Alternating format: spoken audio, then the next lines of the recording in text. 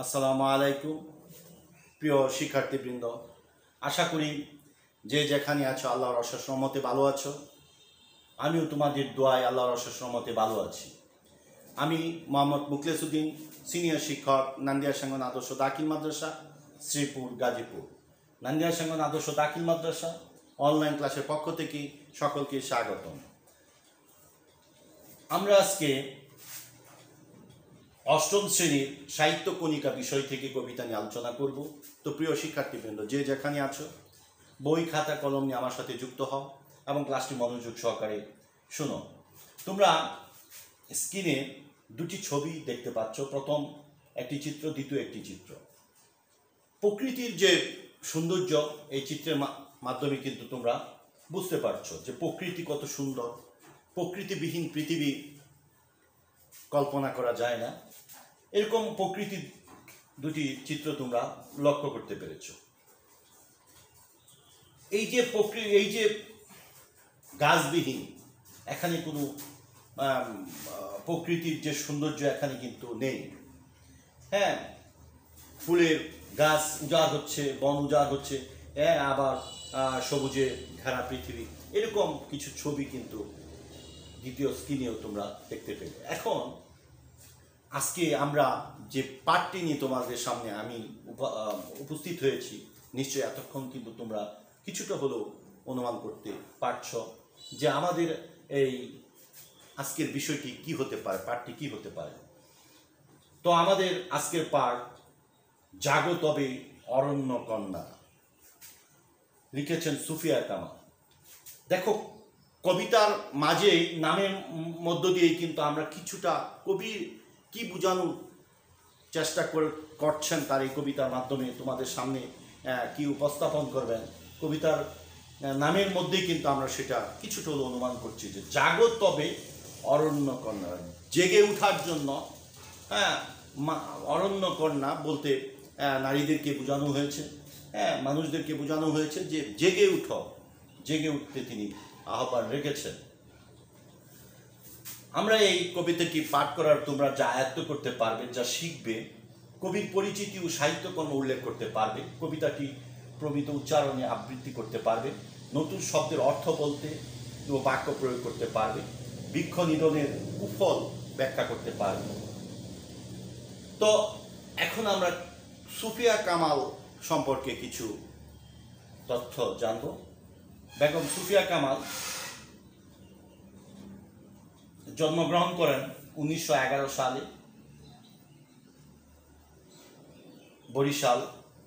বরিশালে তার মামার বাড়িতে।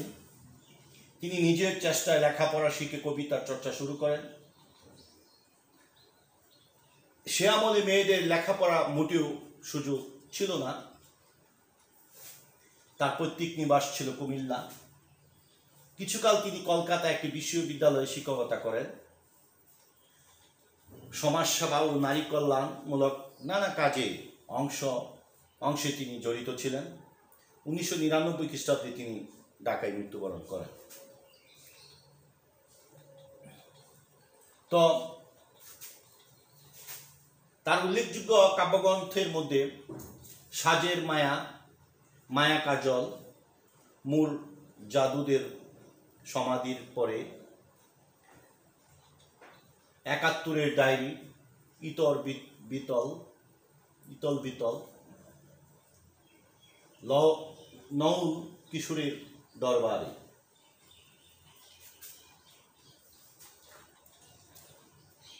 তিনি বেশ কিছু পুরস্কারে ভূষিত হন, যেমন বাংলা একাডেমি পুরস্কার তিনি লাভ করেন, মোহাম্মদ নাসিরুদ্দিন স্বর্ণপদক, 21 পদক তিনি পান, তারপরে সাহিত্য পুরস্কার ইত্যাদি তিনি এই বিভিন্ন এই পুরস্কারে ভূষিত হন।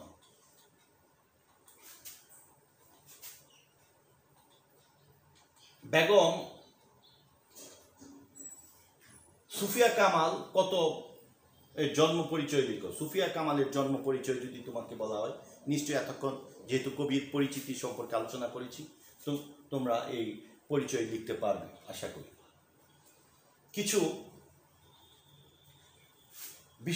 কবিতাটি বিশ্লেষণ করার পূর্বে আমরা কবিতাটি মনোযোগ সহকারে একবার পড়ে নিই। জাগো তবে অরণ্য কন্যারা, সুফিয়া কামাল। মৌসুমী ফুলের গান মোর কণ্ঠে, জাগে নাকো আর, চারদিকে শুনি হাহাকার। ফুলের ফসল নেই, নেই কারো কণ্ঠে আর গান। ক্ষুধার্ত বায়ার্ত দৃষ্টি, প্রাণহীন সব মুখ ম্লান। মাটি অরণ্যের পানি চাই, সেখানে খরিছে স্নেহ পল্লবের নিবিড় ছায়ায়। জাগো তবে অরণ্য কন্যারা, জাগো আজি। মর্মরে মর্মরে উঠে বাজি, বৃক্ষের বক্ষের বহিজ্বালা। মেলি লেলিহান শিখা, তোমরা জাগিয়া উঠো বলো। কঙ্কনে তুলিয়া ছন্দ তাল, জাগাও মুমূর্ষ ধরা প্রাণ। ফুলের ফসল আনো, খাদ্য আনো, ক্ষুধার্তের লাগি। আত্মার আনন্দ আনো, আনো যারা রহিয়াছে জাগি। তিমির প্রহর ভরি, অনন্ত নয়ন তার তরে। ছড়াও প্রভাত আলো, তোমাদের মুঠি ভরে ভরে। এখন আমরা কিছু নতুন শব্দের অর্থ জানব। পল্লব, গাছের নতুন পাতা। কঙ্কন, কাঙ্কন। নয়ন, চোখ।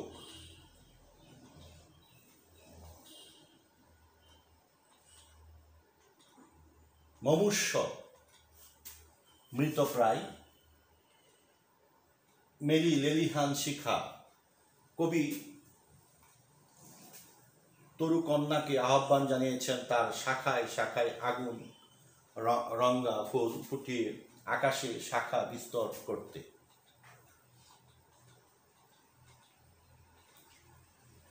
এখন কয়েকটি শব্দের অর্থ তোমরা লিখবে।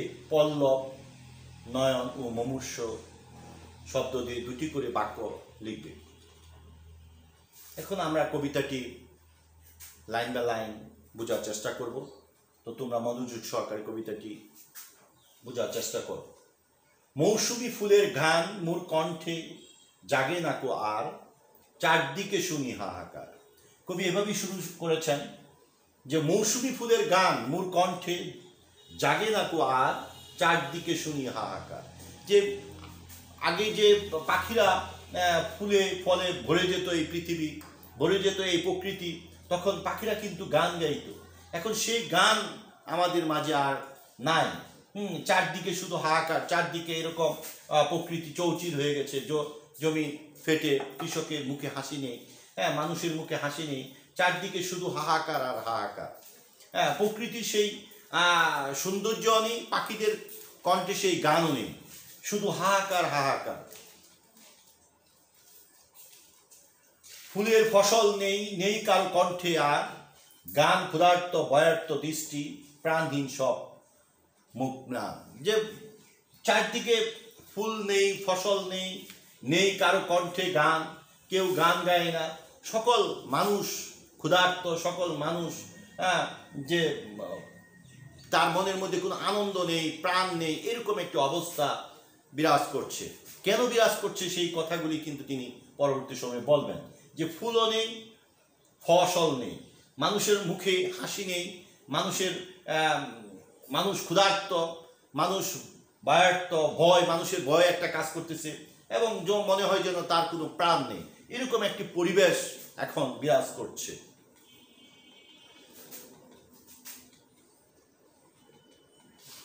পরের অংশে যে মাটি অরণ্যের পানি চাই, সেখানে খরিছে স্নেহ পল্লবের নিবিড় ছায়ায়। যে মাটি অরণ্যের পানি চায়, মাটি গাছের দিকে চেয়ে থাকে, যে কারণ মাটির সাথে গাছের সম্পর্ক। গাছ যদি না থাকে মাটি একবারে হয়ে যাবে, মনে হবে যে তিনিও, মাটিও ক্ষুধার্ত, মাটির মধ্যে রস কষ কিছুই নেই। এখন এই যে মাটির মধ্যে যে রস রয়েছে, সেই রস কিন্তু সে দিতে চায় গাছকে, অরণ্যকে, হ্যাঁ, এবং সেই রস সে বিতরণ করে, সেই রস দিয়ে গাছকে সবুজে শ্যামলে ভরে দিবে পৃথিবী। কিন্তু সেই অরণ্য সে মাটি খুঁজে পায় না, সেই অরণ্য সে দেখতে পায় না। এখন এই কারণে অরণ্য দিকে চেয়ে থাকে মাটি। হ্যাঁ, এবং সেই রস দিয়ে সে গাছপালা যখন হবে, সেই ছায়ায় সে মাটি থাকবে, এরকম একটা প্রত্যাশা, কিন্তু সেই পরিবেশটা মাটি খুঁজে পাচ্ছে না।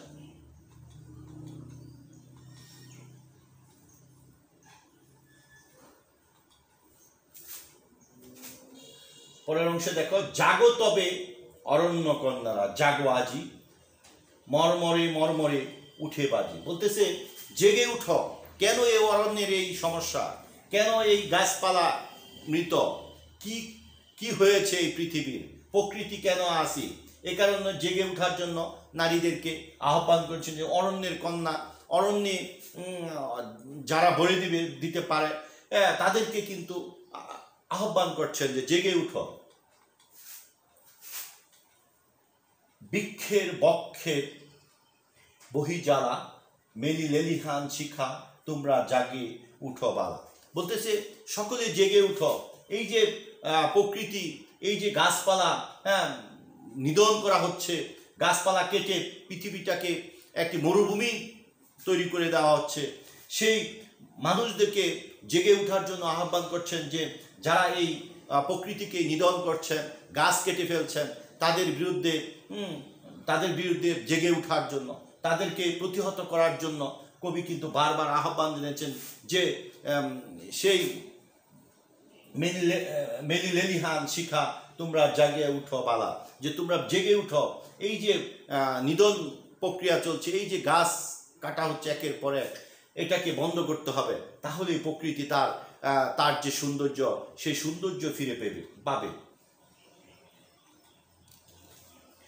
কঙ্কালে তুলিয়া ছন্দ তান জাগাও মুমূর্ষ ধরা প্রাণ। এই যে মৃত প্রাণ পৃথিবী, হ্যাঁ, গাছ কেটে উজাড় করে দেওয়া হচ্ছে বনের পর বন, কারণ গাছবিহীন মানুষ বাঁচতে পারবে না। গাছ থেকে আমরা অক্সিজেন গ্রহণ করি এবং সেই অক্সিজেনের মাধ্যমে কিন্তু আমরা বেঁচে আছি। এখন এই যে মৃতপ্রায়, এই যে কঙ্কাল বিশেষ অবস্থার মধ্যে রয়েছে পৃথিবী, অরণ্য, এখন সেইটাকে বাঁচাতে হলে তোমাদেরকে জেগে উঠতে হবে। তোমাদেরকে কি করতে হবে? এই বৃক্ষ রোপণ করতে হবে। সেই গাছপালা এই পৃথিবীতে আবার নতুন করে রোপণ করে সুন্দর প্রকৃতি আমাদেরকে উপহার দিতে হবে। এই প্রকৃতিটাকে সাজাতে হবে নতুন করে। ফুলের ফসল আনো, খাদ্য আনো ক্ষুধার্তের লাগি, আত্মার আনন্দ আনো আনো যারা রহিয়াছে জাগে। বলতেছে যে ফুলের ফসল আনো, সকলকেই ফসল ফলাতে হবে, ফুল ফলাতে হবে, ফুল ফসল মাঠ ঘাট ভরে দিতে হবে। খাদ্য আনো, খাদ্যশস্য উৎপাদন করতে হবে, তাহলে এই ক্ষুধার্ত কি দূর হবে। এবং এই যারা ক্ষুধার্ত, যে বন উজাড় করে দেওয়া হয়েছে, সেই বন আবার নতুন করে রোপণ করতে হবে, ফসল ফলাতে হবে, তাহলেই কিন্তু এই দেশের মানুষ, এই মানুষগুলো, অনাহার যে মানুষগুলো রয়েছে, তারা কি পাবে? আনন্দ পাবে। এবং তারা প্রকৃত অর্থে তাদের মনের মধ্যে একটা আনন্দ জাগ্রত হবে, এবং সেটা করা সম্ভব তোমাদের, এবং তোমাদেরকেই জেগে উঠতে হবে। তিমির পহর ভরি অতন্ত নয়ন তার তরে ছড়াও প্রভাত আলু তোমাদের মুঠি ভরে ভরে। যে এই যে তিমির পহর ভরি অতন্ত নয়ন তার তরে ছড়াও প্রভাত আলু তোমাদের মুঠি ভরে ভরে। এখন তোমাদের এই যে প্রচেষ্টা, এই গাছপালা লাগানো এবং এই প্রকৃতিকে সাজানো, এইটার মাধ্যমেই কিন্তু আমরা যারা অসহায়, যারা ক্ষুধার্ত, তাদেরকে কিন্তু আমরা সেই অসহায়ত্ব, সেই ক্ষুধার্ত দূর করতে পারবো। এবং সেই প্রহরী, সেই হিসাবে কাজ কিন্তু তোমাদেরই করতে হবে। তোমরা যদি জেগে উঠো, তোমরা যদি এই প্রকৃতিকে নতুন করে সাজাতে পারো, তাহলে এই পৃথিবীটা বেঁচে যাবে। তো প্রিয় শিক্ষার্থী বৃন্দ, একটি কাজ তোমরা খাতায় তুলে নাও। দলগত কাজ যেহেতু নেই, আলোচনা করে দূষণমুক্ত প্রকৃতি রক্ষায় পোস্টার প্লেকার্ড তৈরি করো। যাই হোক, এটি তোমাদের যেহেতু এখানে তোমরা উপস্থিত নেই, তাই এই কাজটি দিতে পারছি না। আমরা কিছু মূল্যায়নে অংশগ্রহণ করব। যে মুমূর্ষ শব্দের অর্থ কী? মৌসুমী ফুলের গান কার কণ্ঠে আর জাগে না? গাছের নতুন পাতাকে কি বলে? জাগো তবে অরণ্য কন্যারা কবিতাটির রচয়িতাকে? সুফিয়া কামাল কত খ্রিস্টাব্দে মৃত্যুবরণ করেন? কবি কেন ব্যতীত হন? ফুল ফল না থাকায় মৌসুমী গান শোনায়, অরণ্য নিধন লক্ষ্য করি, বৃক্ষের বহির জ্বালা দেখি। উত্তরটি হবে অরণ্য নিধন লক্ষ্য করি। কার বুকে বহির্জ্বালা? ফুলের, ফলের, বৃক্ষের, সকলের। উত্তর বৃক্ষের। মায়া কাজল কোন ধরনের গ্রন্থ? নাটক, উপন্যাস, গল্প, কাব্যগ্রন্থ। কবিতায় চারদিকে কবি কি শোনেন? আনন্দধ্বনি, চিৎকার, ক্রন্দন, হাহাকার। উত্তর হাহাকার। তো প্রিয় শিক্ষার্থীবৃন্দ, তোমরা একটি বাড়ির কাজ খাতায় তুলে নাও। তোমার চারপাশে পরিবেশ রক্ষায় তুমি কি ভূমিকা রাখতে পারো সে বিষয়ে একটি সংক্ষিপ্ত প্রতিবেদন লিখো। তোমার যে চারপাশে যে পরিবেশ রয়েছে সেই পরিবেশ রক্ষার জন্য তুমি কি ভূমিকা রাখতে পারো সেই বিষয়ে একটি প্রতিবেদন সুন্দর করে খাতায় তুলে নিবে। তো প্রিয় শিক্ষার্থীবৃন্দ, আমরা যে কবিতাটি আজকে আলোচনা করেছি তা হলো প্রকৃতি। বাংলাদেশ একটি প্রাকৃতিক সৌন্দর্যমণ্ডিত একটি দেশ, আর সেই প্রকৃতিকে রক্ষা যদি আমরা না করতে পারি তাহলে প্রকৃতি শূন্য আমরা বাঁচতে পারবো না। গাছপালা নিধন করলে, গাছপালা কেটে ফেললে সেই গাছপালা থেকে যে আমাদের অক্সিজেন গ্রহণ করতে হয়, পরিবেশকে রক্ষা করার জন্য গাছপালা প্রয়োজন, মানুষ বেঁচে থাকার জন্য গাছপালা প্রয়োজন, খাদ্য উৎপাদনের জন্য গাছের প্রয়োজন।